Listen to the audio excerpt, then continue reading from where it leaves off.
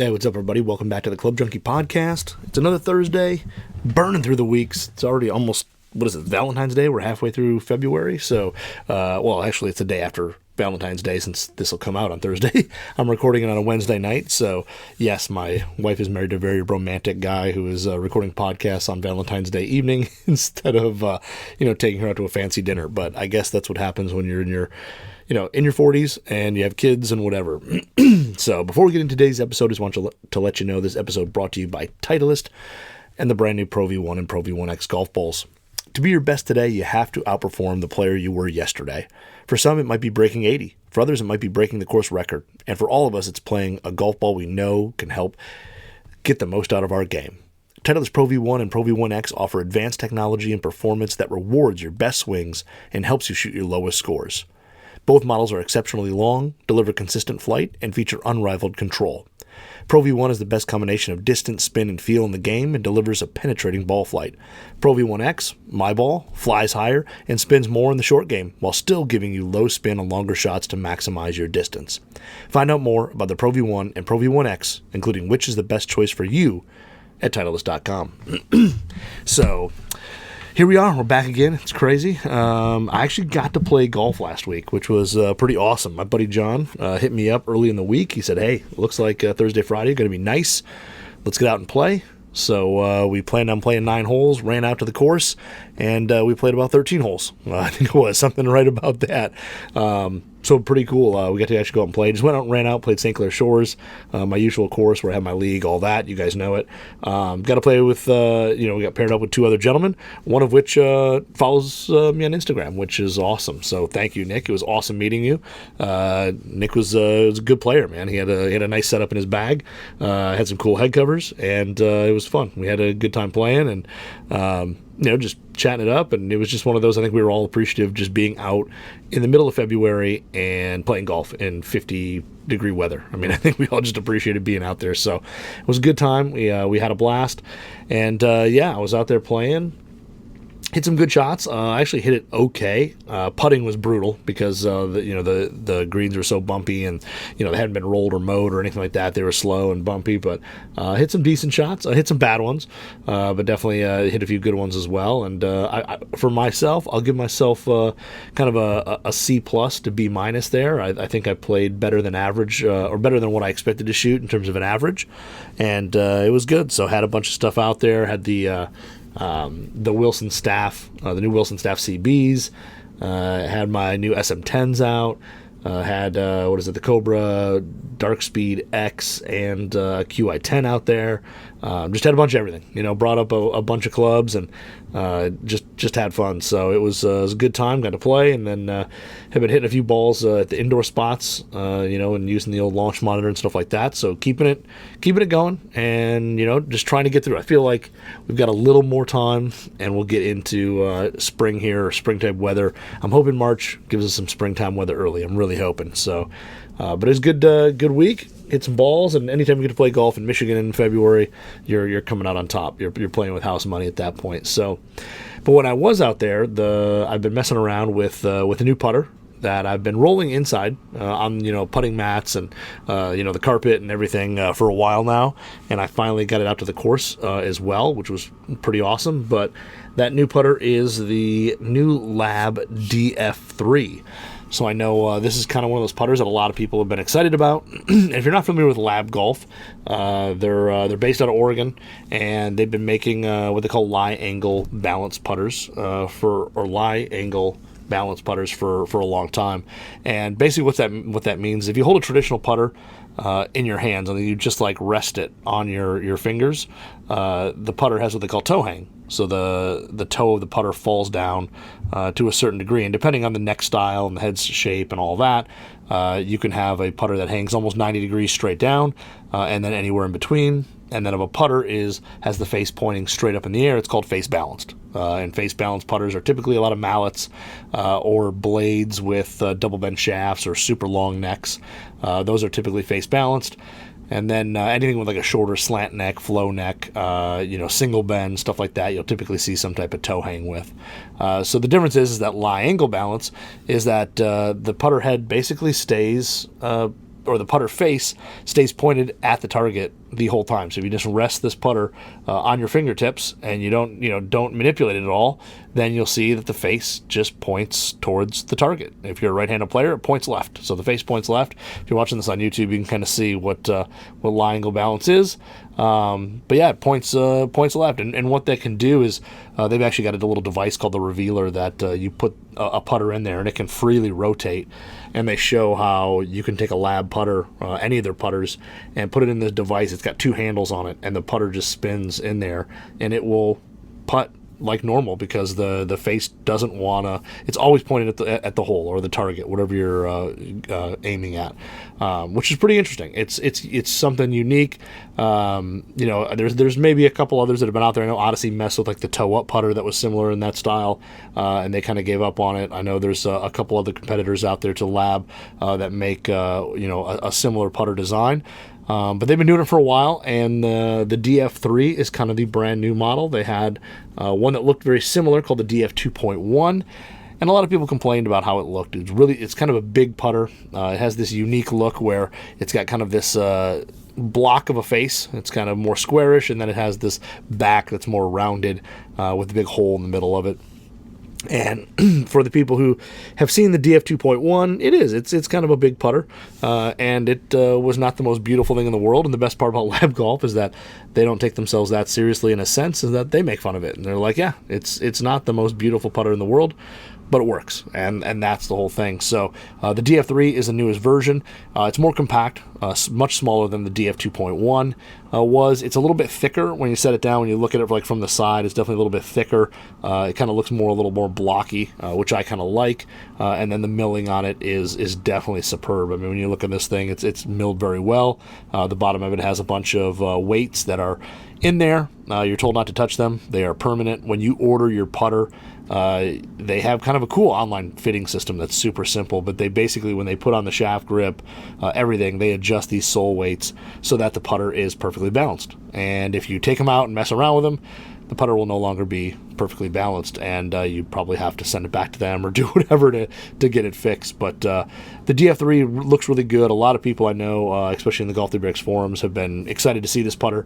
They've been kind of waiting for it to happen, and it's kind of unique. When you look down on it, the shaft goes into kind of the center, and it's not center shafted, where like center shafted putters, the shaft goes into like, right behind the face, right in the middle of the putter. This is set back, and it's almost kind of in the middle of the putter, in the center. So it's a unique kind of look when you set it down.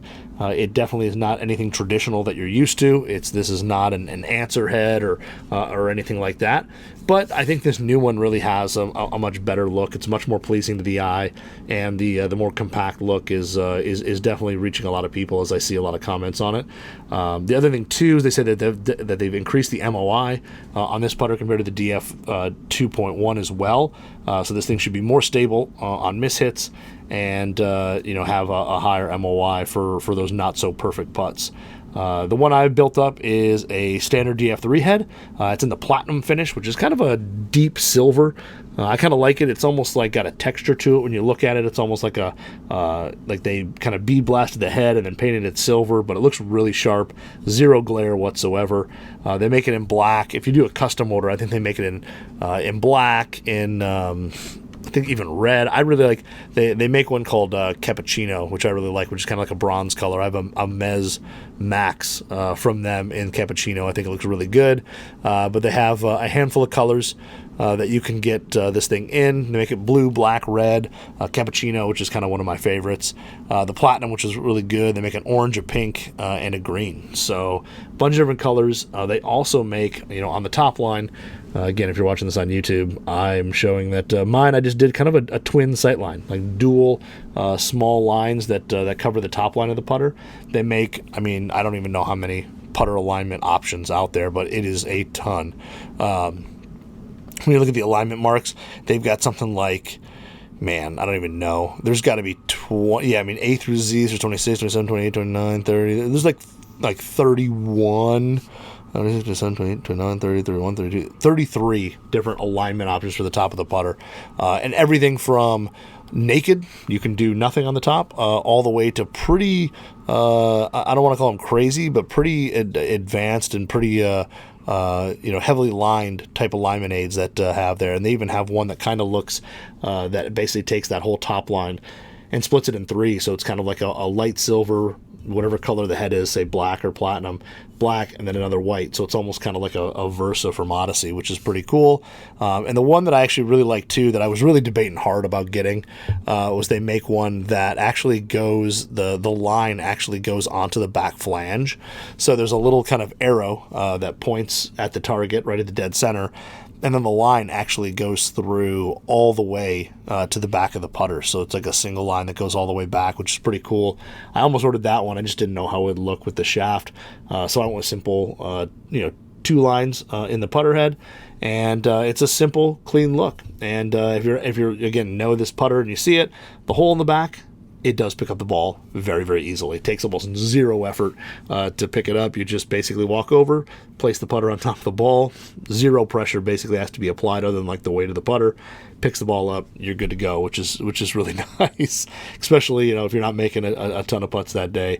But the big thing is the line angle balance, and what it's supposed to do is basically take all of the manipulation of the hands. Every putter that has that toe hang, through the stroke, your hands are kind of manipulating it. So as you take it back, it usually rotates open, as they call it. The door opens as the putter head goes. The toe wants to swing open, and then as you bring it back, the toe wants to swing shut, and you have to kind of time it perfectly to hit the ball straight. And basically Lab is taking that out of it because the face is always going to be pointing at the target. You don't have to worry about manipulating it or anything like that. When I first tried the first Mez that I ever got my hands on, well, actually it's a lie. When I first tried the first 2.1 that a guy I knew had one, it was really a very different feel and very different look, of course, but different feel. And I remember just trying to basically let the club do the work, as they say, just pull it back and let it go. And I think that's where Lab golf putters really thrive. So I tried the 2.1. I putted with that just a little bit, knew a guy who had one, and then I had an original Mez, which they still make, which is the smaller version of the Mez, which is kind of like a Fang putter, and now I also do have a Mez.1 Max, and now a DF3, so I've got a couple putters from them, and they're extremely high quality. I mean, when you look at it, the milling, all that, the face has these horizontal grooves that they say do add a little bit of topspin and put a little better roll in the ball. It's not a big thing that they market, but it does help with that. And then these things here, are just, like I said, the machining work and all that, really, really nice, really high quality. And these aren't cheap. So, I mean, when you look at a DF3, like this isn't a cheap putter, so it better look pretty nice.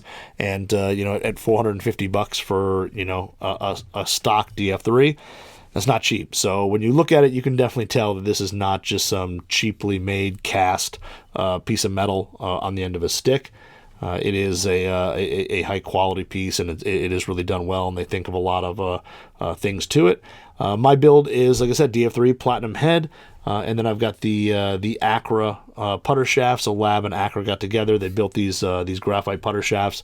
So did mine in the white, which is kind of a matte white with just the black Acra logo and Lab logos on it. Basically just says engineered for Lab Golf by Acra. This is a pretty popular shaft from them, but it's a nice shaft. The same shaft I have in my Mez.1 Max. And then grip-wise, went with the Press Pistol 2 degree, which was something different and new that I really like, and I'll talk about that in a little bit. But since I was familiar with Lab putters, it was pull it out of the box, and originally the look is really good. I think the new head cover looks awesome, all magnetic. It's got a lot of fuzz inside of it, so it's soft, and they got a cool little logo thing where they have this blue stitch logo, and then there's a bunch of tiny little logos embossed in the synthetic leather, and then they basically say that it was built and balanced in Cruisewell, Oregon, so on the back side too, which is pretty cool. So really nice head cover right out of the gate.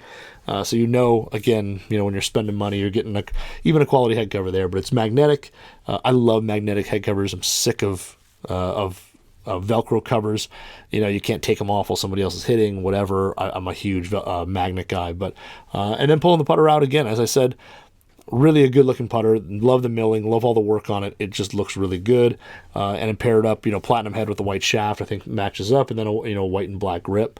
But overall, it looks really good. I ordered this actually the same specs as my Mez.1 Max, And when I ordered that, I actually did the online video fitting, which was kind of cool. So you basically, all you have to do is take your gamer putter, go into like a doorway where there's a straight vertical line somewhere, and line up, and act like you're putting, and have somebody, video it and take a couple putting strokes, and you send it to lab. They kind of analyze it, and it, they're able to figure out kind of the best lie angle and all, and length and all that from there. And my Mez.1, when they did that, pretty much set up perfectly. So ordered the exact same specs in this. So just copied them down, and they came in, and they are pretty much identical length, everything. They just look a little bit different. So one's the cappuccino, and one is this platinum. But I do like the look. I'd say if I had to choose, I would probably take the Mez.1 Max over this, just in terms of pure looks, and again, shape and all that is kind of the eye of the beholder. But I really do like this. I think they did a nice job shrinking down the package, making it look a little easier on the eye, and then just taking it out, having a few putting strokes with it. It's exactly what you'd expect a lab to be if you've had a lab before. I mean, it is, the face just stays straight, pointed at the target, and if you do the same thing before, just pull it back, really light grip pressure and let it go through. The putter is going to do the work, and it's going to get the ball started on the line you intended it to.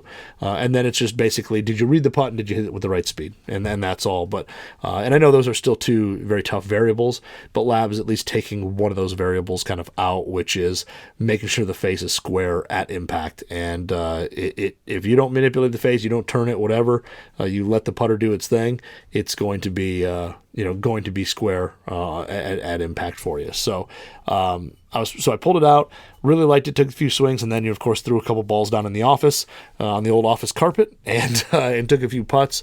And initially, I was really impressed with the sound and feel. The sound is extremely muted. It maybe just has a hint of metallic to it, but it's very quiet. And is very soft. The horizontal lines on the face, there's less material there, so you do get a really soft feel to it. And the sound is, kind of got that just a little bit of click with a hint of metallic to it. I wouldn't even call it a click. It's more of like a very light thud with a hint of metallic to it, and the ball just goes. And I really like the sound and feel. I think it's actually slightly better than the Mez.1 Max. I think it's a touch softer, and it's a touch more muted than that putter is. But really, really soft. But it's not so soft where it's mushy. I mean, it is responsive. You're going to know if you mishit it, if you hit it off the toe, hit it off the heel, anything like that. You're going to feel that little bit of vibration, and you're going to hear just a slightly louder little thud when you do that, which is nice. So rolled it around the carpet. Really liked it, and it was really familiar. The only thing that was a little bit different was this grip. So this is a pistol grip. The Mez.1 Max has a press. What is it called? I got it right here. It's the press number 2 1.5, and it's more of kind of like an oval shape. It's got a rounded back to it, kind of like no taper on it. This pistol grip's a little more traditional. It's got some taper. It's got that kind of flared butt end to it, and there's just a familiarity when you put it in there. When you put it on your hands and it sits in the palm of your fingers, it just sits there really nicely. And there's something familiar about it from a traditional putter that I think that makes this a much easier transition than the kind of oval shape of the Press 2 1.5. But the Press Pistol I really like. I think it's a great upgrade here. And then it's also got a little micro texture that is small little round lab logos all throughout here. They're pretty tiny. I don't even know if YouTube they're going to show up on there. I don't know if they'll be able to show up there, but really a nice kind of like micro texture on there that I think in the warm, hot, humid weather is going to feel really, really good and have no slip to it. But the grip I really liked. I thought that was kind of one of the, not only is the head and everything improved, but I thought this was a big upgrade. And I use pistols on everything else. I mean, I'm just kind of a pistol grip guy, and putting this in your hand, while it's a touch bigger than a lot of the ones I use, it's still very comfortable, very easy. There's the top is flat, so it's got a good place to rest the thumbs, and it's not too big where you're kind of feeling like you're kind of manhandling it. It's a good size, and my hands, which I wear like a medium large to large glove, fit around it just really comfortably. So I really like the Press Pistol 2.0. It's still got that kind of angled installation, just like the other lab grips, where it kind of goes into one side and kind of comes through the grip at a different angle. It's not straight through, and that's actually there because the shaft comes in at an angle with kind of some forward press into it, so it kind of neutralizes a little bit of that. But I love the feel of the grip, and then of course the Acro shaft I think also softens up the putter feel just a little bit. Just by playing other graphite shafts and other putters, but it does soften it up just a touch. So I got to go play this out on the course, which is nice. And like I said, the greens were not great. The greens were bumpy and they were slow, but I still got to go play and have real putts and have different lengths and all that. And I really like this putter. I think they definitely, the soft feel and the muted sound carry over onto the course. You actually hear a little less of the metallic to it when you're outdoors, but this feel is still really soft. When you miss it somewhere on the face, you're going to know a little bit. You'll still get a little bit more vibration. You'll hear that thud kind of increase just a touch out there, but it is definitely, I feel like you lose a little bit of that metallic sound to it out on the course. And then the roll is really good. Now, I'll say it's really good because I was watching all my playing partners who were playing traditional putters. There were two guys with Camerons and a guy with an Odyssey. And starting off, their balls typically had a little more initial hop, skid, anything like that. You just saw a little bit more movement in the beginning of the putts. This thing here, while there was still a bunch of bumpiness and the ball was still kind of jumping around, it kind of got off to a smoother start, and then it kind of was stuck at whatever the green was going to do. But the initial start of it was really it started out with some topspin, got going, and it really did roll the ball pretty well, even on greens that were not smooth. Added stability, I think there definitely is some added stability, especially over the DF 2.1. I'm far from a perfect putter. I'm far from a guy who hits the dead center every time. But when you do miss it, I think this head does stay on line better. I felt like the 2.1 back in the day would kind of flop open a little bit if you missed it or kind of want to shut itself a little. This thing here pretty much stays pretty square. I felt kind of the same thing with the original Mez as well. I felt that you had to be a little more precise. This putter, I feel like you get away with some of those swings and you get away with some of that contact that isn't dead straight and the ball still goes straight. There was, at least one or two shots that I can just think of that, hit it a little bit off the toe, because that seems to be where I've been missing putts a lot lately, or pretty much any club lately, but missed it off the toe just a little bit, and you almost turn away because the putt's not even close. And then you look and the ball kind of like rests, either right next to the hole or it goes by really, really close, whatever. The stability on this thing really does keep those putts much, much straighter. And, the same lie angle balance just tends to work. I almost never thought about it. It's almost one of those like afterthoughts. You never really think about, is the face squared? And, am I hitting it towards the target that I have? It's just always is. As long as you're lined up there, it's really solid there. But I think the MOI is definitely increased. I think it definitely is more forgiving than the 2.1, and I would say it's more forgiving than my Mez 1 Max as well. Not by a ton, but I think a little bit. And then when you get out there, speed or distance control was actually really simple. I mean, the first green walked up. Granted, they were slow, so you could be a little bit more aggressive. But all through the day, I mean, speed was no issue. Never really had to worry about it. Never hit a putt that I thought like, oh, that literally like took off or jumped off the face or anything like that. I walked off on, hole 1, 2-putted for unfortunately a double because I hit one OB right off the tee.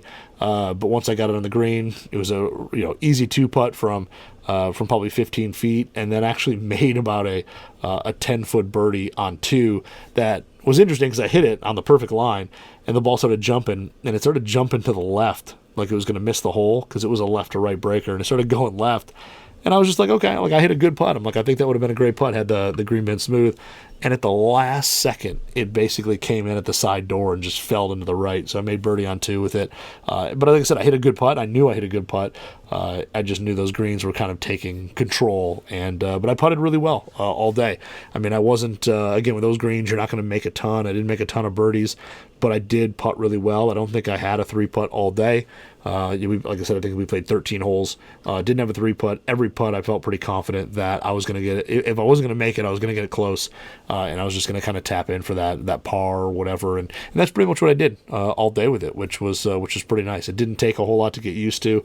Again, I've had experience with lab putters, so this isn't the first one I've ever rolled. But I think even if you're somebody who was to get this, brand new right out of the gate, and never really rolled one, I think you would actually still be pretty good there. I don't think the face is too hot or anything like that. Distance control is really good, especially with this fully milled face. So overall, that part was really good. the alignment was solid as well. Sometimes I know people, especially like me, when I first got my first Mez ever, I was a little worried about alignment because the shaft kind of goes into the dead center of the club head, and I typically like a longer sight line throughout the putter.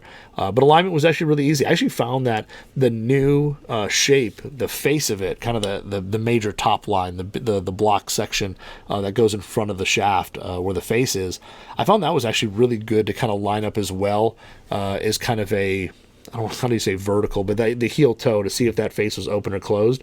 I actually felt that worked in tandem pretty well with the double sight lines. The sight lines for me were more alignment on the ball, and then noticing if the face was pointed in the directions I wanted to actually worked pretty well.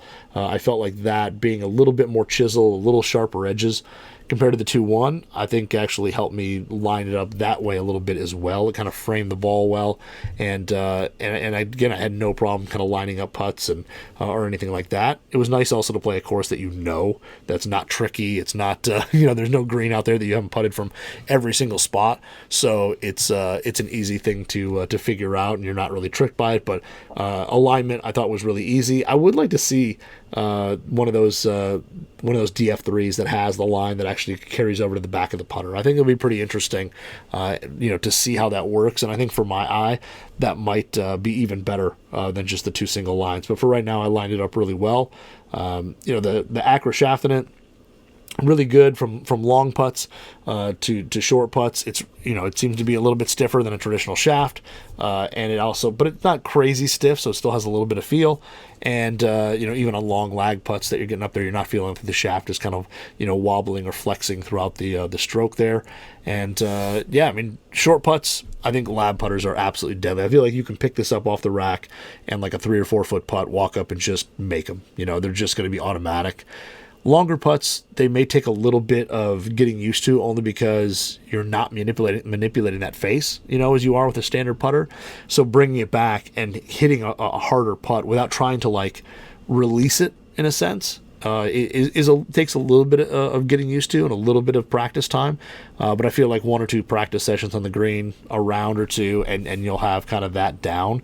It just takes, that first putt that you've got a 30-footer or something like that is definitely a little interesting, and you're thinking about it in your head. But once you do it a few times and hit those putts, it becomes pretty natural. Overall, again, the press grip I really liked out on the course. It was comfortable. It just, it was one of those things you didn't even think about. You just put it in your hand and went. And that's what I liked about it. With the other press 215, not that I thought about it, but it was a little different feel than all the other grips that I typically use. So it was just something slightly different. This one, it just worked. You just kind of fit in your hand and went. So overall, I think it's a really good putter. I do. And again, I know people are always like, oh, you say everything's great. I think this is a really good putter. I think lie angle balance, definitely there's something to it. Will this be my gamer? I don't know. I don't know if it'll beat up my Mez 1 Max. They do have a slightly different feel.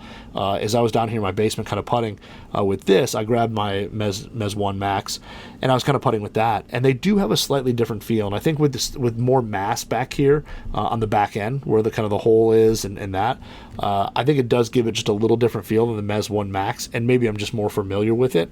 But I like kind of the feel. I like the feel of both, but I like the Mez 1 Max just a hair better in terms of feel. But this thing, I think, definitely is a little bit more stable, and that's probably where that feel through the stroke is just slightly different, is that there is more mass kind of back behind the shaft that there isn't in the Mez 1. So that design just is the two fangs. So a little different. So right now, I think I prefer my older Max just in terms of the feel of it. But the forgiveness and the sound and feel is really, really good with the DF3. So, I really like the putter. I think it's great. I think if you're someone who, I know I always say if you struggle putting or whatever, but if you're just not, I don't think Lab is that company that you only use because you're struggling. I think it's just something if you want to take a variable out of your putting game, which is, is the face square at impact. Their putters are definitely worth trying. I mean, whether it's something like the DF3, they do make something a little more traditional in the link. They make one called the Link 1. That's kind of more of a traditional blade style that they have.